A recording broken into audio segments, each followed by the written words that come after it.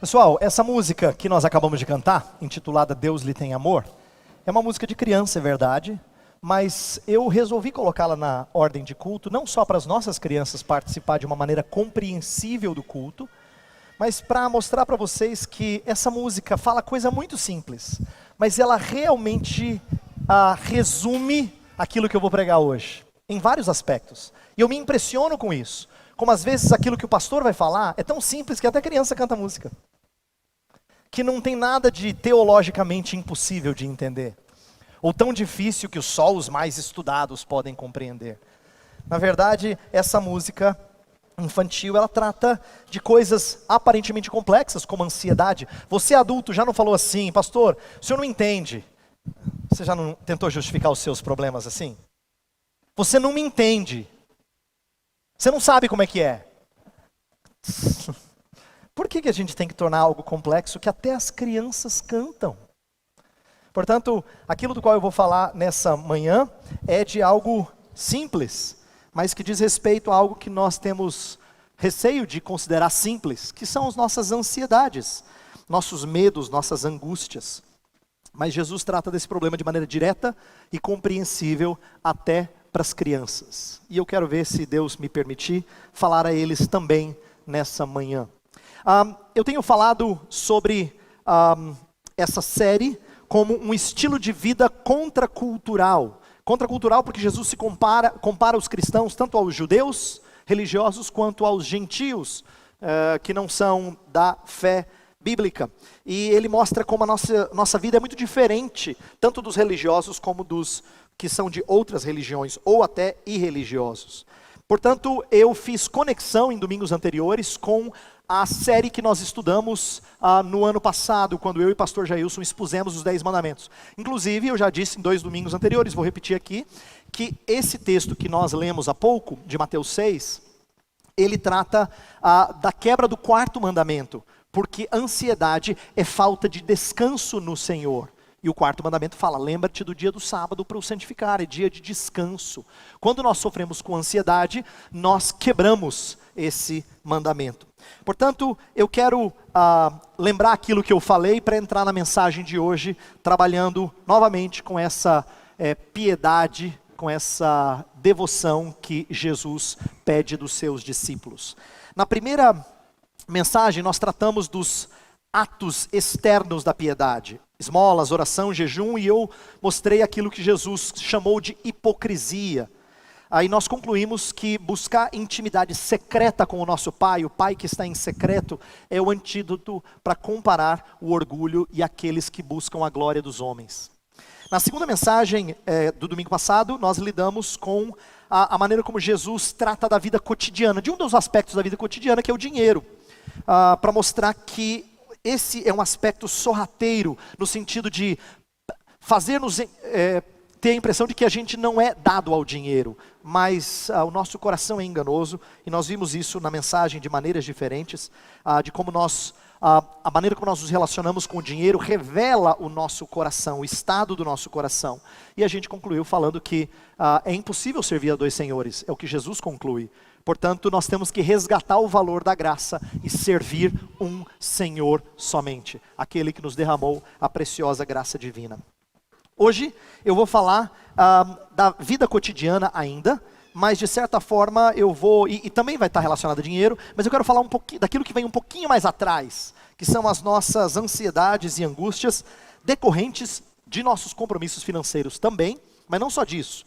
Eu quero tratar até de maneira geral de ansiedade, e de como ela é reveladora de uma relação defeituosa que nós temos com o nosso Deus. É isso que eu vou focar nessa manhã, de como a ansiedade é uma relação evidência, reveladora de uma relação defeituosa que temos com o nosso Pai. Então, vamos começar fazendo um raio-x da ansiedade. Quero começar detectando, mostrando que esse é um problema abrangente. É possível que tenha alguns aqui que até digam assim, nossa, a fulana é muito ansiosa. Não é? Tem certos pecados que parece que são assim, muito bem incorporados por algumas pessoas. E nós conseguimos identificar certas pessoas com certos pecados, e a ansiedade é um deles. Mas eu quero mostrar, a partir do escrito que eu li do autor David Powlison, que esse é um problema bastante abrangente, que afeta todas as idades. Ele fala, por exemplo, de como crianças podem se preocupar com quanto eles ganham de mesada, ou de repente o irmão que ganha um pouco mais do que ele, porque é mais velho, ou coisa do tipo, e ele se preocupa. Ele se preocupa em ter um pouco mais. Ou de repente a criança se preocupa porque ela vai esquecer da sua fala na peça lá na escola. Isso angustia. Os adolescentes se preocupam com a faculdade na qual vão entrar, ou se eles vão ter alguns amigos leais. Toda mudança gera uma preocupação enorme em adolescentes, porque eles têm dificuldade de romper com os seus amigos aqui, porque eles têm medo se vão encontrar amigos leais em outro lugar.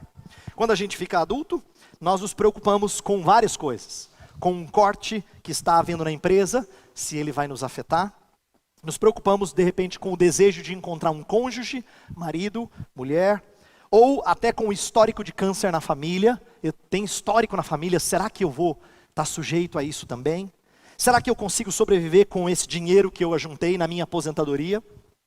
Será que eu vou ter energia para acompanhar o desenvolvimento dos meus netos? Eu quero destacar nesse primeiro momento que não importa a idade em que você está, a ansiedade é um problema que parece nos acompanha desde novinhos até os mais adultos. Por isso que eu fico feliz de cantar com as crianças, menininho, como vai? Você vale muito mais do que as aves, do que a flor, Deus lhe tem amor. Porque ele precisa ouvir isso, ele também luta com a ansiedade. Seus filhos lutam contra a ansiedade, nós lutamos contra a ansiedade. Na verdade, ele atinge todas as idades e todo tipo de gente. Há pessoas que são frenéticas por esportes porque acham que a preservação da sua saúde depende exclusivamente dele. E isso é ansiedade. E tem gente que é sedentária e não viaja para longe porque tem medo de entrar no avião. Isso é ansiedade. Então a ansiedade afeta gente diferente, por razões diferentes. Entende? Esse é um ponto que nós precisamos destacar. Ansiedade não é um problema daqueles 5 ou 6 de vocês aqui. Não. Ou aquela pessoa que você fala, aquela pessoa, ansiedade em carne. É possível que ela sofra um grau maior, mas ansiedade parece ser um problema de todo mundo, pelo menos de todo tipo de gente. E o segundo ponto que eu quero destacar nessa introdução é de que é um problema que não é levado a sério. Não é levado a sério. Um outro autor chamado Jerry Bridges, ele escreveu um livrinho muito interessante chamado Pecados Intocáveis. E ele retrata que às vezes a gente tem que lembrar de certos pecados que não são assim muito sérios pra gente. E a ansiedade é um deles. Tanto não é sério que eu já vi gente chorar porque está arrependido, porque foi infiel no seu casamento, ou porque tomou dinheiro de maneira ilícita. Mas eu não costumo ouvir falar de gente que, olha, está chorando porque ele é ansioso, ou porque é ansiosa. Parece ser um pecado que a gente até reconhece que é pecado, mas não significa que aquilo lá assentou e nós entendemos a seriedade dele. Porque parece que todo mundo tem, todo mundo luta contra esse problema. Isso é muito sério. Tanto é sério que o Salvador repete 3 vezes no nosso texto básico. Não se preocupem. Está no imperativo. Não é assim, seria bom. Não é assim. Ele dá 3 ordens, 3 vezes. Não se preocupem. Mas é uma pena que nós tenhamos essa impressão de que não é um pecado tão sério. Inclusive, o Jerry Bridges, ele conta uma história com a qual eu me identifico muito. E mostra que até eu, que sou o pastor de vocês, tenho lutas com isso. Ele fala que às vezes ele é convidado para pregar em certos lugares em que ele precisa pegar o avião e fazer conexão de voo. E ele já vai sofrendo antecipadamente para ver se o avião não vai falhar no horário, se ele vai chegar em tempo para pegar o próximo voo, e se eu chego atrasado, e se eu não chego em tempo, ou se de repente eu não consigo sair da cidade hoje, o que vai acontecer? Aquele pessoal está me esperando para a palestra. E quando a gente fica ansioso por coisas assim, e eu também fico, nós mostramos como nós estamos, assim, receosos com a providência de Deus. A gente tende a ficar furioso quando as coisas saem da nossa programação, do nosso horário. E aí o Jerry Bridges fala assim, eu tive que aprender a falar assim, Senhor, a reunião é sua. Se eu não for, é o Senhor que não quis que fosse. Por que eu me preocupo desse jeito? E ele está certo. E quando eu li essas coisas, eu me envergonhei. Porque todo sábado eu me preocupo com o que eu vou pregar no domingo. Todo sábado eu luto com isso. E Deus revela o pecado do meu coração. Porque às vezes a gente tem a impressão de que depende do meu esforço. E não, o culto é dele, a palavra é dele. Portanto, a ansiedade é um problema muito sério, porque a gente desconfia da providência de Deus, e isso é pecaminoso. Inclusive, isso é um problema de fé, e o nosso texto diz isso, de maneira muito explícita. Olha o versículo 30. Versículo 30 fala assim: se Deus veste assim a erva do campo, que hoje existe e amanhã é lançada ao fogo, não vestirá muito mais a vocês, homens de pequena fé. Por que ele diz isso? Porque a ansiedade é um problema de fé. Como diz Robert Jones, um conselheiro bíblico, ele fala que a ansiedade é fruto da incredulidade remanescente no coração. Quer dizer, a gente ainda tem incredulidade no coração. Não existe assim, fiel e incrédulo 100%. Infelizmente nós temos fé, mas nossa fé ainda é fraca quando nós demonstramos ansiedade. Ainda é pequena. E Jesus atacou isso em vários momentos do seu ministério. Por exemplo, só no Evangelho de Mateus, tem várias ocasiões. Quando, por exemplo, ele, na tempestade, ele acalma o mar. Depois ele se vira para eles e fala assim: por que vocês estão preocupados, homens de pequena fé? Quando ele anda por sobre o mar e Pedro pede para ir ter com ele, e Pedro naufraga e ele fala: ó homem de pequena fé. Jesus Cristo estava constantemente destacando a fraqueza da nossa vida cristã, nós cristãos. Ele não está falando aqui contra incrédulos, está falando para cristãos, tá? Que fique bem claro isso. Incrédulos não têm fé. Então não diz respeito a uma pessoa que acha que Deus existe, mas não crê tanto. Está falando de gente regenerada pelo Espírito Santo. Portanto, gente que nasceu de novo, gente que realmente tem vida genuína com Jesus. E, no entanto, ainda demonstra esse tropeço. Agora, quando eu falo que as preocupações são pecaminosas, que fique bem claro que, em relação a essas lutas, que eu não estou dizendo que o contrário da vida ansiosa seja uma vida sem quaisquer tipo de preocupações. Quer ver? Eu vou falar uma coisa que as crianças devem se lembrar. Quem assistiu o Rei Leão aqui das crianças? Quem assistiu o Rei Leão? Tá, esse é um desenho antigo, talvez as crianças não se lembrem, mas Rei Leão tem uma música chamada Hakuna. Vocês lembram, né? Hakuna Matata. Hakuna Matata é a música que fala de uma vida displicente, sem preocupações. E ela é apresentada para o personagem principal como se fosse a solução dos seus problemas. Desencana, cara.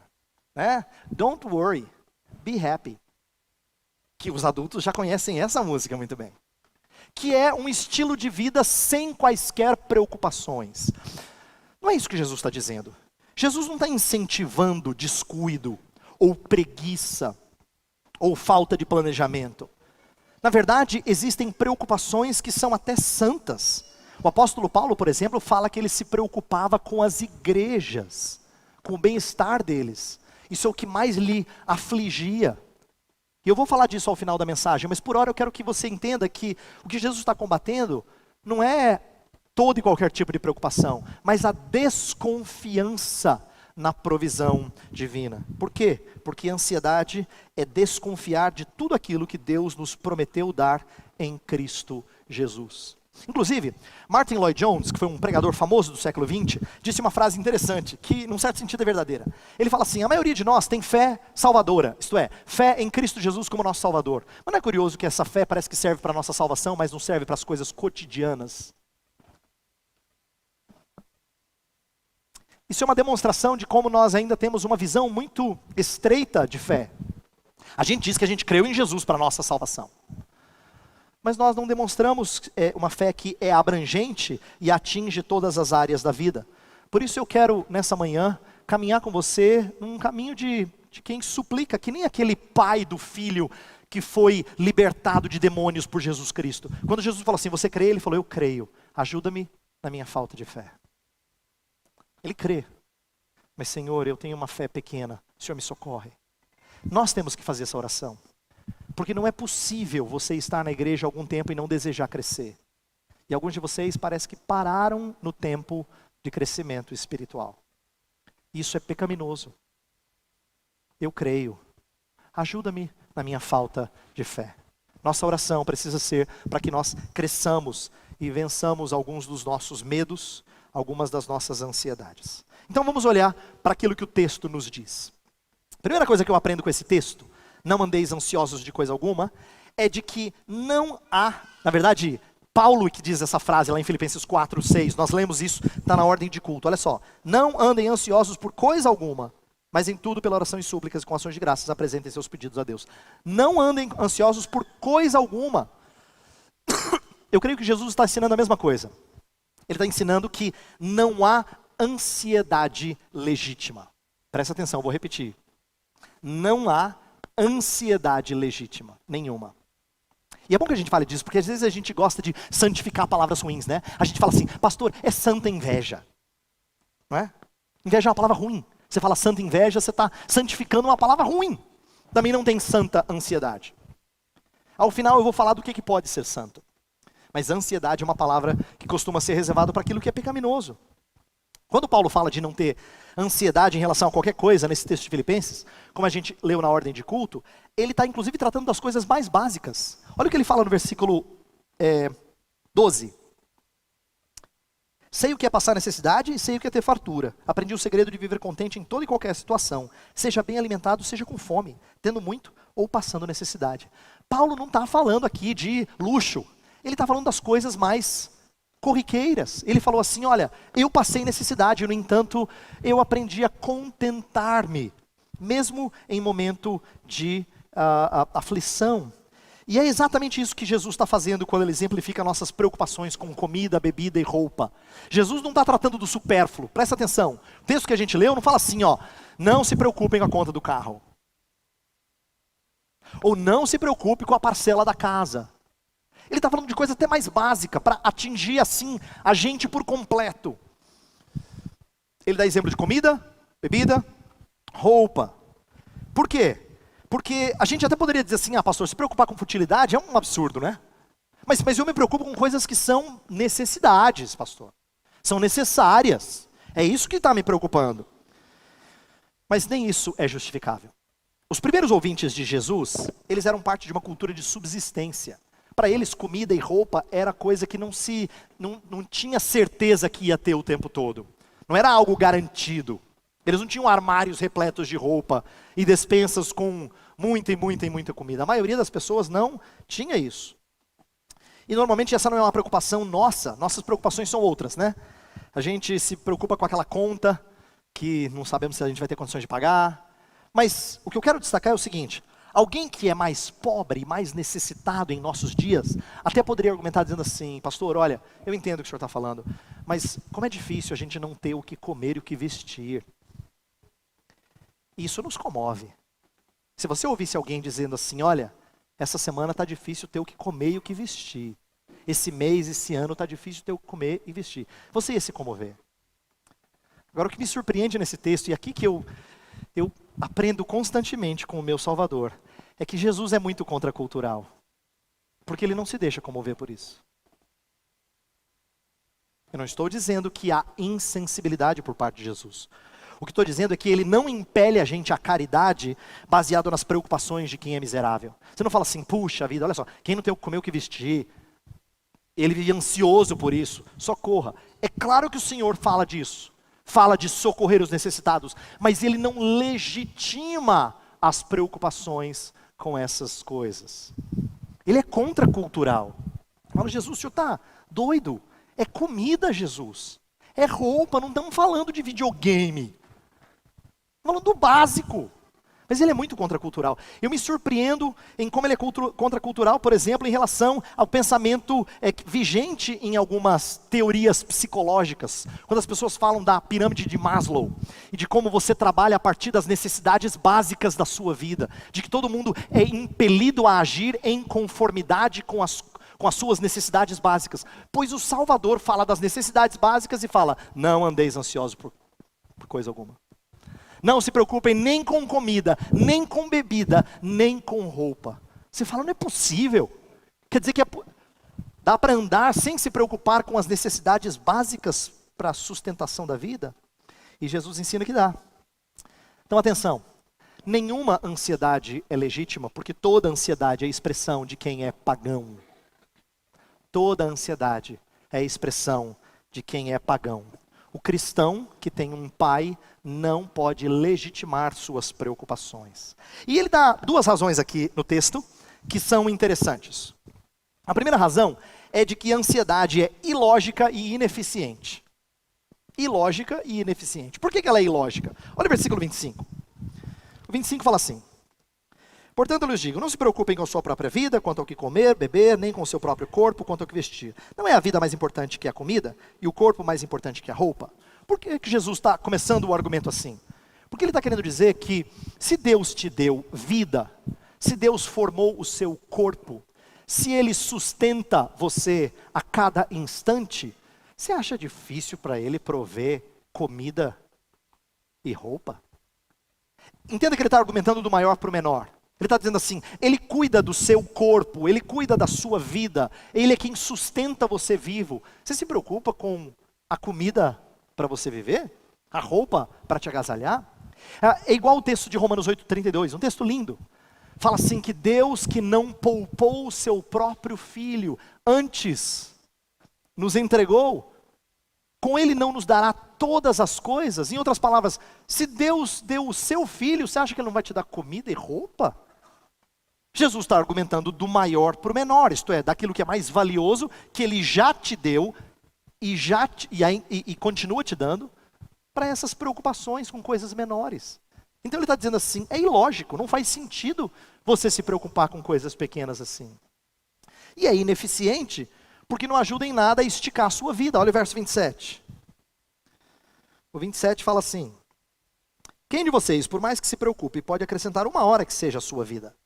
A palavra 1 hora aqui, em algumas traduções está 1 côvado, porque na verdade é uma medida usada para distância. Mas é como se ele estivesse dizendo assim, ninguém pode esticar a sua vida ou caminhar mais um tempo. Ninguém pode dizer assim, não, se eu continuar assim, eu estou garantido aqui de 65 para 70.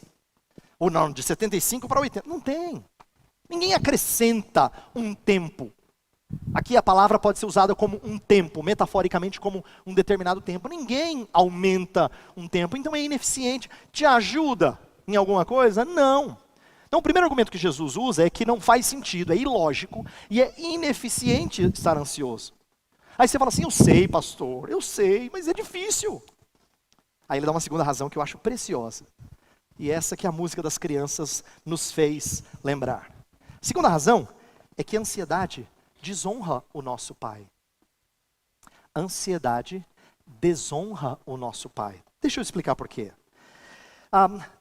O texto não fala, e isso aqui é uma coisa que eu acho muito bonita. O texto não fala assim, nesse momento, não olhem para as coisas da terra, buscai as coisas lá do alto. A Bíblia ensina isso, mas não é isso que Jesus está ensinando aqui.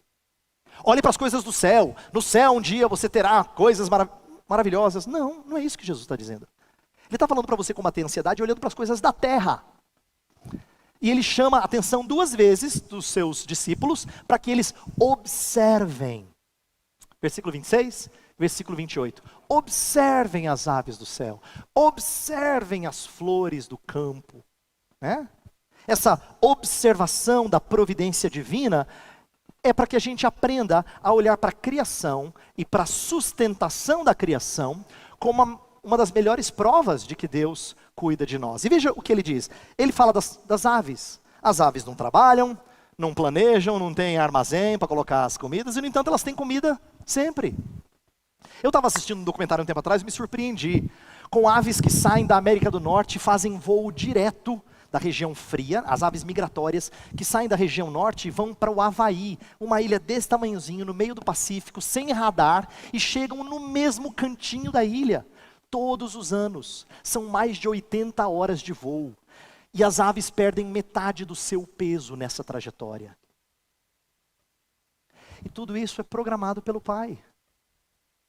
É espetacular o que Deus faz para dar alimento às suas aves. Olha para as flores, Jesus fala. Observe as flores. As flores têm cores lindíssimas. Nem Salomão tinha tecido tão lindo, se você olhar no microscópio, tão perfeito como a textura das flores, das pétalas. E Deus faz isso com uma coisa que amanhã arranca e joga no fogo. Se alguém quiser fazer uma fogueira, ele pode pegar a flor do campo, mato, né, e joga tudo lá. Quer dizer, Deus faz questão de mostrar a sua arte em coisas passageiras. Ele não vai colocar beleza em você? Olha o argumento de Jesus. Ele está chamando você e eu a observar aquilo que às vezes nos falta no coração, que é andar de olhos abertos, olhando para a providência divina. Eu tenho o privilégio de morar numa cidade feia de tempo. Toda vez que eu venho para Limeira, Deus me dá a alegria de ver sol. E para você que mora aqui todo dia, pode não ser novidade, mas para mim é uma coisa linda. É a maneira de Deus chamar a minha atenção da provisão dele, da beleza da criação dele, quando essa cidade é ensolarada. Eu estou dizendo isso porque às vezes nos falta olhos para as coisas comuns, como as aves e as flores. E se Deus veste as flores de maneira gloriosa, se Deus dá comida aos animais, às aves, nós somos muito mais importantes do que as aves e as flores. É isso que a música das crianças explicou. Deus lhe tem amor. Você foi feito à imagem e semelhança de Deus. E mais, Cristo Jesus veio para que você fosse refeito à imagem e semelhança de Deus. Você é alvo da redenção de Deus. Então, isso é muito mais sério. Agora perceba que a sua preocupação exagerada, a minha preocupação exagerada, ela mostra como nós somos pessoas que pecam contra o Senhor, desonrando o cuidado dEle. Nós desonramos o cuidado dEle. Nós duvidamos do caráter de Deus. E é isso que eu quero que você perceba, quão sério, quão ofensivo. Eu e você às vezes nos achamos muito bons quando a gente fala assim, você está duvidando da minha palavra? Mas nós damos razão uns para os outros, para que outro duvide da nossa palavra. Para Deus não. Deus pode dizer, você está duvidando da minha palavra? E duvidar dele é extremamente pecaminoso. A gente tem receio de dizer que a gente questiona a legitimidade da palavra de outro, não é? A gente fala, não é isso que eu estou fazendo. Se alguém fala assim, você está duvidando de mim? Você fala, não é que... Não, está sim. Mas a gente tem receio de admitir isso. Mas com Deus, não faz sentido ter esse receio. Não faz sentido. É desonra para com Ele. E presta atenção, por que é desonra para com Ele? Quando nós nos preocupamos com a conta inesperada que apareceu esse mês, você não pensava nisso, mas o carro quebrou, o que eu vou fazer? O dentista disse que tem que fazer uma boca nova, eu vou fazer. Agora eu não sei se eu vou conseguir pagar. Não é? Quando essas contas ou qualquer imprevisto surge e te preocupa, isso mostra como ansiedade, no fundo, é o nosso desejo de controlar a situação. Isso é muito revelador. Revelador de que a ansiedade é pecaminoso porque nós gostaríamos de controlar a situação. Então, o que eu quero que você aprenda com a palavra de Jesus é que as incertezas da vida, elas não são o problema. E sim o seu desejo e o meu desejo de controlar o nosso destino. Mas Jesus é muito sábio. Ele ensina-nos a descansar no controle do Pai. Ele fala assim, Ele sabe das suas necessidades. Verso 32. O Pai sabe das suas necessidades. Em outras palavras, você desonra o Pai todas as vezes que você é ansioso. Você questiona o seu caráter. Então o que nós devemos fazer em contrapartida? Jesus propõe uma contrapartida, uma solução, uma postura contrária. E aqui eu quero falar de santos anseios, não ansiedade, mas de santos anseios. No verso 33, que é o verso principal nessa resposta ao problema da ansiedade, ele fala assim, busquem, pois, em primeiro lugar o reino de Deus e a sua justiça, e todas essas coisas lhes serão acrescentadas. O que seria buscar o reino de Deus e a justiça? Jesus está falando de justiça há bastante tempo no Sermão do Monte. Ele trata da justiça como um estilo de vida agradável a Deus, uma vida limpa, uma vida de retidão. E o que ele está dizendo aqui é que a nossa preocupação deveria ser com nossa santidade, com a salvação de vidas, com a saúde da igreja, com a frequência daqueles que estavam ausentes. Essa deve ser a nossa preocupação. Essas coisas valem mais. Essas coisas precisam estar em primeiro lugar. Antes do que o pão de cada dia, nós deveríamos buscar o pão do céu. Por isso que a oração do Senhor é ordenada primeiro com as glórias de Deus, depois com as nossas necessidades. Não é que a gente não deva pedir o pão nosso de cada dia nos dai hoje. Jesus ensina a pedir assim. Mas antes disso tem, santificado seja o teu nome. Venha o teu reino, seja feita a tua vontade. Jesus nos ensina a ter anseio pelas coisas do reino. E as coisas do reino deveriam ocupar a nossa vida. Eu já dei o exemplo do apóstolo Paulo. O apóstolo Paulo fala que a sua preocupação era o bem-estar da igreja de Corinto. Ele fala isso no final da segunda carta. A minha preocupação todo dia é com a igreja. Eu queria que você aprendesse isso. Que as suas orações fossem reveladoras de que a sua maior preocupação é com vida de retidão. Vida limpa. Com vida que honra o seu Pai. Isso é buscar o reino de Deus e a sua justiça. E Deus fala que quando nós fazemos isso, Ele nos dá tudo o que é necessário. Ele nos supre todas as demais necessidades. E tem uma segunda coisa que revela os seus santos anseios. Além de buscar o reino e a justiça, é que você tem que ser muito sábio, presta atenção agora, para reconhecer as suas limitações. Verso 34, Jesus é muito franco sobre as nossas limitações. Ele fala assim, ó: portanto, não se preocupem com o amanhã, pois o amanhã trará as suas próprias preocupações. Basta cada dia o seu próprio mal. Jesus está dizendo que você e eu não aguentamos peso de mais do que um dia. Então, não acumule o peso do seu dia. Amanhã tem as suas preocupações, tem os seus problemas. Amanhã é o dia de preocupar-se com o amanhã. Hoje já tem males suficientes. Lide com os problemas de hoje. Veja, Jesus não está dizendo, pregando displicência, como eu disse antes. Ele está ensinando que nós devemos cuidar das questões da vida. Mas nós não devemos acumular os nossos pesos, e a ansiedade sempre faz isso. E o pior é que ela não tem poder nenhum para melhorar o nosso futuro. O autor Robert Jones, que eu citei anteriormente, fala assim, olha só: a ansiedade o distrai das responsabilidades do presente. Ela mina as suas energias e esgota a sua vitalidade. Também faz com que você não desfrute a alegria do presente e as bênçãos da provisão de Deus. Não é verdade? Ela esgota as suas energias e ela tira você de usufruir das alegrias de hoje. Por isso que a Escritura fala assim: hoje é o dia que o Senhor fez. Alegremo-nos nele, né? E regozijemo-nos nele, nesse dia. Esse é o dia de nos alegrarmos, de usufruirmos da vida com Deus. Então busque em primeiro lugar o reino de Deus e a sua justiça. É isso que Jesus ensina de maneira muito simples. Foque no seu bem-estar com Deus, antes do que nessas preocupações passageiras. Para concluir, eu quero dizer que, mais uma vez, eu vou voltar no ponto que eu já disse na primeira mensagem dessa série, de que solução para os nossos problemas, seja ele de atividade religiosa, como foi a primeira mensagem, ou de ansiedade, é intimidade com o Pai. Sempre, sempre, intimidade com o Pai é chave para cuidar desses problemas. Por quê? Porque o texto, eu disse isso em mensagens anteriores, vou repetir. O texto do capítulo 6 de Mateus repete várias vezes o conceito de que Deus é Pai. Ele não usa tanto o conceito de Senhor, Todo-Poderoso, nada disso. Ele fala que Deus é Pai. Por quê? Para nos ensinar a importância da intimidade com Ele, para combater a hipocrisia, por exemplo. Para combater o amor para o dinheiro. E para combater nossas ansiedades. Nós precisamos compreender a força do tempo a sós com Deus. Por isso que nós temos que aprender a gastar tempo com Ele. Falar com Ele com constância. E compreender todos os privilégios que nós temos como filhos. Alguns de vocês, alguns de nós, eu devo me incluir nisso, às vezes a gente acha que Deus vai nos recompensar baseado em quão bonzinhos nós fomos. E às vezes nós perdemos de vista os privilégios que Ele já tem garantido para os seus filhos.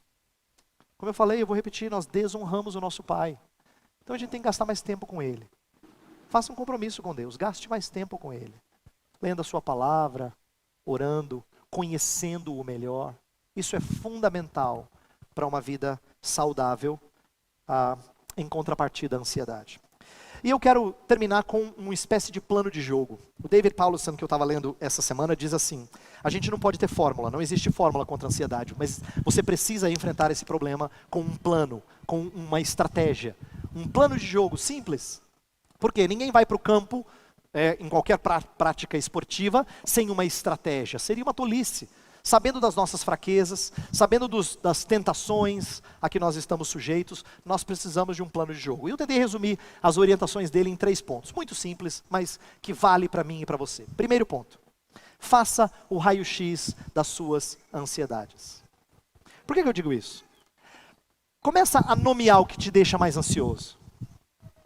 Eu fico ansioso quando... Porque, assim como contar as bênçãos, como diz o hino, faz bem, nomear os nossos pecados também faz.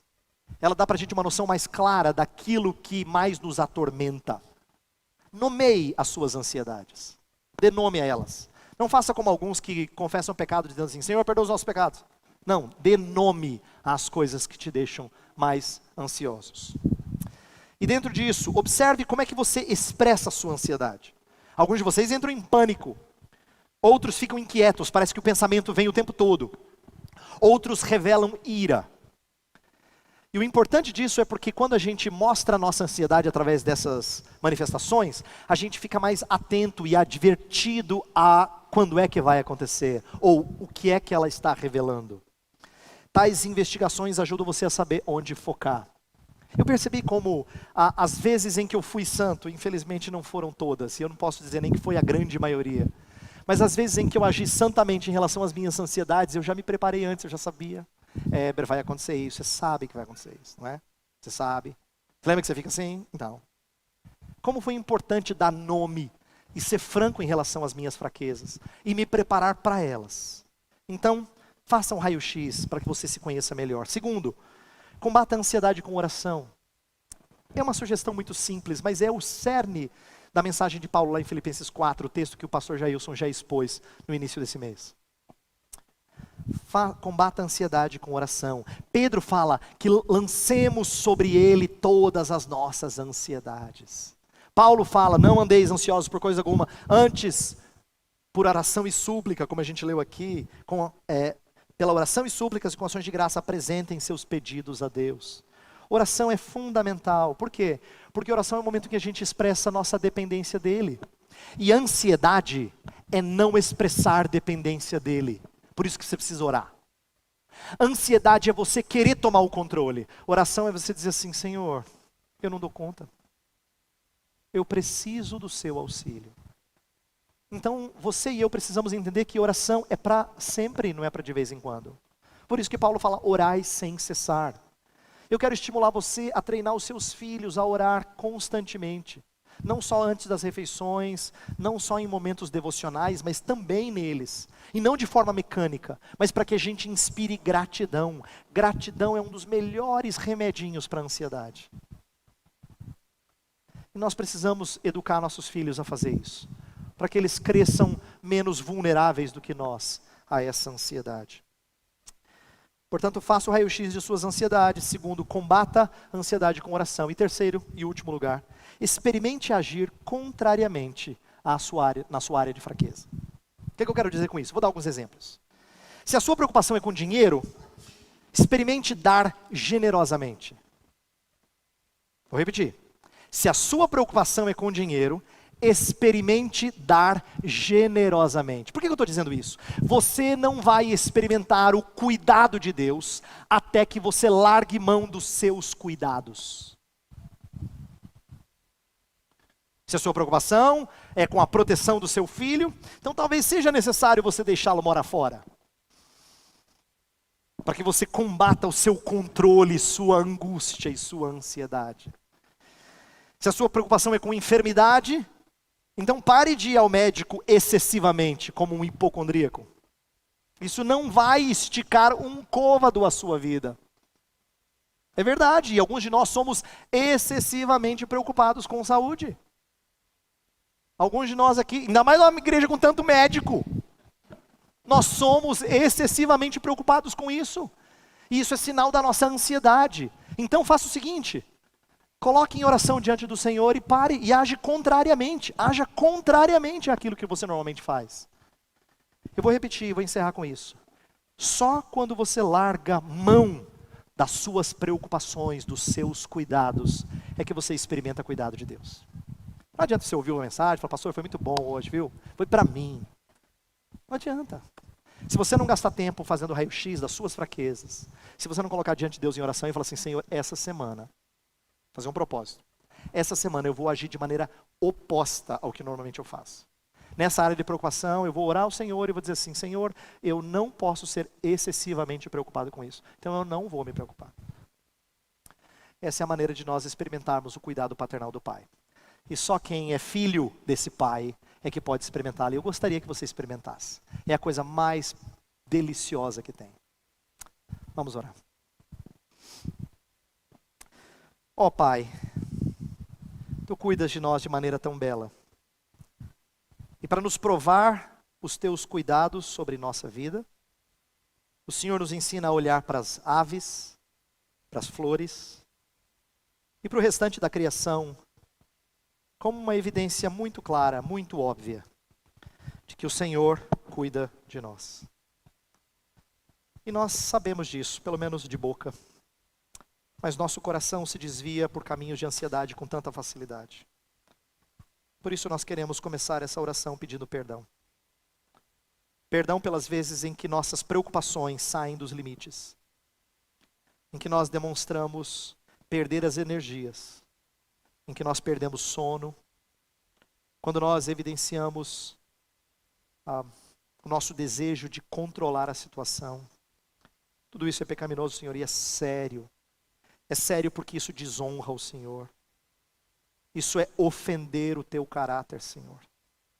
Isso é dizer para o Senhor que o Senhor não cuida de nós. Ó Pai, perdoa-nos. E faz-nos voltar os olhos para o Senhor como nosso Pai. Aquele que tem nos dado com Cristo todas as demais coisas. Nós somos herdeiros de muito ricas bênçãos, Senhor. Por isso nós te pedimos que o Senhor nos ensine a olhar para essas promessas com descanso. O Senhor nos ensine a encontrar paz. A paz que excede todo o entendimento. Nós oramos em nome de Jesus. Amém.